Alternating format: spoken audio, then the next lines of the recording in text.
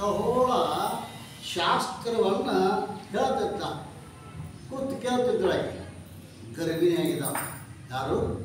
ಸುಜಾತ ಗರ್ಭಿಣಿಯಾಗಿದ್ದಾವ. ಅವನು ಹೇಳುವಾಗ ತಪ್ಪಿದ.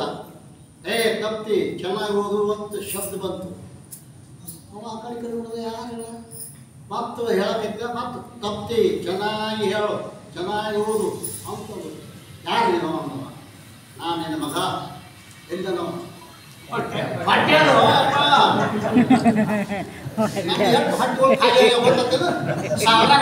ತಿರುಗಾಡುವಂತ ಅಂದಿನ ಹೊಟ್ಟೆ ನಾನು ಹಿಂಗೆ ಹೊಟ್ಟೆಗಿದ್ದಾಗ ಒಮ್ಮೆ ಆಗೈತೆ ನಮ್ಮ ಹಿಂಗೆ ಹೇಳ್ರೆ. ಅಯ್ಯೋ ಅನಂತ ಜನ್ಮದ ಪುಣ್ಯ ಇತ್ತು ಅಂದ್ರೆ ಇದು ಗೊತ್ತಾಕೈತೆ. ಅದು ನಾನು ನಿನ್ನ ಮಗ ಅನ್ನೋ. ಏನೋ ನನಗೆ ಬುದ್ಧಿ ಹೇಳ್ತೀಯಲ್ಲೋ, ಚೋಟದಿ ನಾವು ಹೊರಗೆ ಬಂದಿಲ್ಲ, ಹೊಲ್ಕೊತು ನನಗೆ ಬುದ್ಧಿ ಹೇಳ್ತೀಯಲ್ಲೋ ಅಂದ. ತಪ್ಪದೆ ಅಂತ ಹೇಳಿ ತಪ್ಪದ ಅಂತಂದವ. ನಿನಗೆ ವಿದ್ಯಾ ಗರ್ವದ ನಿನ್ನ ಶರೀರ ಎಂಟು ಡಂಕ್ ಆಗಲಿ ಅಂತ ಶಾಪ್ ಪಟ್ಟ ಮಗನಿಗೆ ಅಪ್ಪನ ಸ್ವತಃ ಅವೇನಂದ ಹೊಟ್ಟೆ ಕೂತ್ಕೊಂಡು ಡಂಕ್ ಆದ್ರೆ ಶರೀರಕ್ಕೆ ನನಗೆ ದಾಳಂದವ. ಕಬ್ಬು ಡೊಂಕ ಆದ್ರೆ ಯಾಕೆ ಹೇಳಕತ್ತೀನಿ ನಾನು? ದೇಹದ ಧರ್ಮಗಳು ನಮಗೆ ಸಂಬಂಧಿಸಿದ್ರೆ ಹೇಳಕತ್ತೀನಿ, ಮತ್ತೆ ಏನಿಲ್ಲ ಅಲ್ಲ. ಅಷ್ಟಾವಕ್ರ ಮಹರ್ಷಿ ಮಹಾಜ್ಞಾನಿಗಳು ಆದವು. ಜನಕ ಮಹಾರಾಜನಿಗೆ ಉಪದೇಶ ಮಾಡಿದ್ದಾರೆ. ಅಷ್ಟಾವಕ್ರ ಗೀತಾ ಅಂತ ಆ ಅಷ್ಟಾವಕ್ರ ಮಹರ್ಷಿಗಳು ಜನಕರಾಜನಿಗೆ ಉಪದೇಶ ಮಾಡಿದ್ದು ಅಷ್ಟಾವಕ್ರ ಗೀತಾ ಅಂತ ಒಂದು ಮಹಾನ್ ಗ್ರಂಥ ಅದ. ಯಾಕೆ ಕೇಳಬೇಕಾಯ್ತಿ? ಶರೀರ ಗಾಂಧರ ಇರಲಿ, ಶರೀರ ಕಾರಧರ ಇರಲಿ, ಶರೀರ ಕ್ಯಾಂಪರ ಇರಲಿ, ಹೋಗೋದದ ಒಂದು ದಿವಸ. ಅದಲ್ಲ ಒಂದು ದಿವಸ ಇದು ಹೋಗೋದದ. ಸೋಮ ವ್ಯವಹಾರಕ್ಕೆ ಇರುವಾಗ ಇದೇನು ಮಾಡ್ಕೋಬೇಕೈತಿ? ಇದು ಮಿಥ್ಯ ಅದ, ಆದ್ರೆ ಸಾಧನಕ್ಕೆ ಭಾಳ ಯೋಗ್ಯ ಅದ. ಈ ಶರೀರದ ಸಾಧನೆ ಏನಾಗೈತಿ? ದೇಹವನ್ನು ಕೆಲವು ಕಡೆ ಏನು ಮಾಡ್ಯಾರ ಅಂತ ಕೇಳ ನಿಂದ ಮಾಡ್ಯಾರ, ಕೆಲವು ಕಡೆ ಸ್ತುತಿ ಮಾಡ್ಯಾರ. ಹೌದು, ಈ ಶರೀರವನ್ನು ಸ್ತುತಿ ಮಾಡ್ಯಾರ. ಈ ಮನುಷ್ಯ ದೇಹ ಭಾಳ ಶ್ರೇಷ್ಠ ಅದ ಅಂತ ಸ್ತುತಿನೂ ಮಾಡ್ಯಾರ, ನಿಂದಾನ ಮಾಡ್ಯಾರ. ನಮ್ಮ ಬೇಡವೋ ಮನುಷ್ಯ ನಂಬಿ ಕೆಡವರುಂಟೆ ಮಣ್ಣು ಬಂಬೆ ಅಂತ ತರುವನಿದ ನಮ್ಮ ಬೇಡವೋ ಅದಲ್ಲ. ಇದು ಮಿಥ್ಯಾನು ಅದ.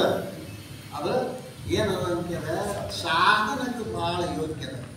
ಈ ಶರೀರವನ್ನು ಬಿಟ್ಟು ಉಳಿದ ಎಲ್ಲ ಶರೀರಗಳಿದ್ದಾವೆ. 84 ಲಕ್ಷದೊಳಗೆ ಒಂದು ಶರೀರವನ್ನು ಕಡಾಕಿಡ್ರಿ, ಉಳಿದೆಲ್ಲ ಶರೀರಗಳು ಅವು ಬ್ರಹ್ಮಜ್ಞಾನಕ್ಕೆ ಸಾಧನೆಗೆ ಉಪಯೋಗ ಇಲ್ಲ. ಇದು ಮಾತ್ರ ಉಪಯೋಗ ಅದ.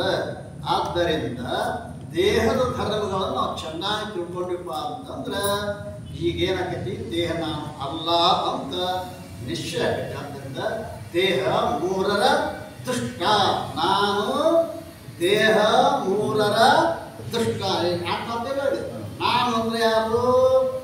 ಈ ಸಂಪದದ ಲಕ್ಷ ಅರ್ಥ ಆತ್ಮ. ಅದಲ್ಲ, ನಾನು ಮೂರು ದೇಹ ಅಂದ್ರೆ ಸ್ಥೂಲ, ಸೂಕ್ಷ್ಮ, ಕಾರಣ. ದುಷ್ಟ ಅಂದ್ರೆ ಮೂರನ್ನು ನೋಡ್ತಾ ಇದ್ದೀವಿ ನಾವು. ಆತ್ಮ ಸ್ಥೂಲ ದೇಹವನ್ನು ನೋಡ್ತಾನೆ, ಸೂಕ್ಷ್ಮ ದೇಹವನ್ನು ತಿಳಿತಾನೆ, ಕಾರಣ ದೇಹವನ್ನು ತಿಳಿತಾನೆ. ತಿಳಿಯೋದರಿಂದ ಈ ದೇಹ ಮೂರರ ದುಷ್ಟ. ನೋಡುವವನು ತಿಳಿಯುವವನಿಗೆ ದುಷ್ಟ ಅಂತ ಕರೀತಾರೆ. ಈ ರೀತಿಯಾಗಿ ಮೂರನೇ ಕಲ ಬಹಳ ಸುಂದರದಿಂದ ನಾವು ಬಹಳಷ್ಟು ನಾವು ಚಿಂತನೆ ಮಾಡಬೇಕು. ಶ್ರವಣಜ್ಞ ಮಾಡೋ ಕೆಲಸ ಆಗೋದಿಲ್ಲ. ಮನನ ನಿಧ್ಯಾಸನ ಮಾಡಿದ್ರೆ ಗಟ್ಟಿ ಆಗ್ತದೆ. ಅಲ್ರಿ ಊಟ ಬಿಡಿತಾನ ದನ ಕಟ್ಟಾಕ ಊಟ ಬಿಡದ ಹಿಂಗೆ ಅಗಳಾಡ್ಸಿ ನೋಡ್ತಾನೆ. ಯಾಕೆ ಹೇಳ್ಬೇಕಲ್ಲ ಹಂಗೆ ಅವ್ರು ಅಗಳಾಡ್ಸಿ ನೋಡ್ತಾರೆ ಹೊರಗೆದ್ದ.